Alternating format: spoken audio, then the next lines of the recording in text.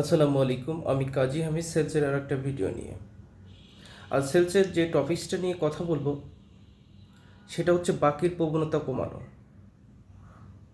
আমরা যারা সেলস পেশার সাথে জড়িত আছি, বাস্তবতা হচ্ছে মার্কেটের স্বার্থে বিভিন্ন কারণে আমরা মার্কেটে অনেক সময় রিটেলে বাকি দিয়ে থাকি।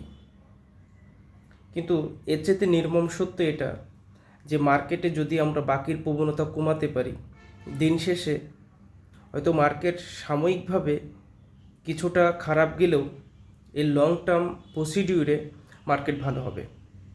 এবং এটাই বাস্তবতা। আপনার কাছে যখন প্রোডাক্ট থাকবে, আপনার ডিলার পয়েন্টে যখন অ্যাভেলেবেল প্রোডাক্ট থাকবে, আপনি সবগুলো এসকিউ নিয়ে কাজ করতে পারবেন, যখন আপনি ডোর টু ডোর কাজ করতে পারবেন, যখন রিটেলে আপনি 100% দোকান ভিজিট করতে পারবেন, বাস্তবতা হচ্ছে তখন আপনার সেলস বাড়বেই।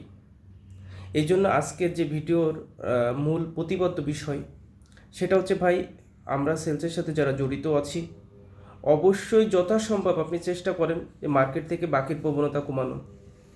দেখেন, আমরা অনেক সময় দেখে থাকি আপনি কোনো দোকানে হয়তো 7 দিনের জন্য বাকি দিয়েছেন, বাস্তবতা আছে ওই ব্যক্তি এর পরবর্তীতে আপনার 15 দিনে কনভার্ট করেছে, 15 দিন থেকে 1 মাসে কনভার্ট করেছে।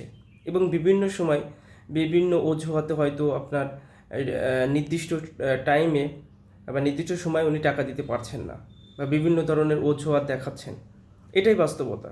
কিন্তু আপনি বিশ্বাস করেন, আপনি যদি চেষ্টা করেন আপনার দ্বারাই সম্ভব। আপনি মার্কেটে বাকির প্রবণতা কমান, আপনার প্রোডাক্টের স্টক আলটিমেটলি বেড়ে যাবে। আপনার সমস্ত প্রোডাক্টের স্টক যখন বেড়ে যাবে, আপনি যখন রিলেশনশিপ বিল্ড আপ করবেন এবং মার্কেটে যখন পর্যাপ্ত পরিমাণ সময় দেবেন, ইনশাল্লাহ আপনার মার্কেট ভালো হবে, আপনার সেলস ভালো হবে, আপনার অ্যাকচুয়াল সেলস হবে। আপনি আলটিমেটলি দিন শেষে ভালো থাকতে পারবেন এবং আপনার মার্কেটের লংজারভিটি বাড়বে। ধন্যবাদ।